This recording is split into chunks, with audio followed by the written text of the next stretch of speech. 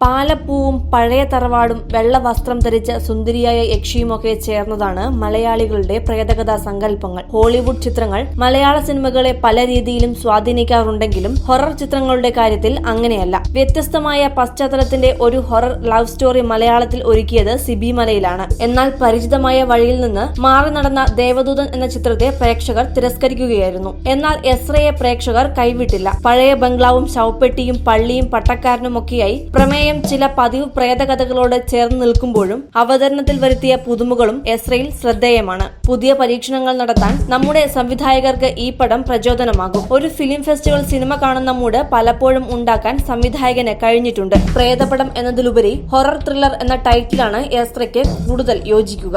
Entertainment desk, Marunadan Malayali.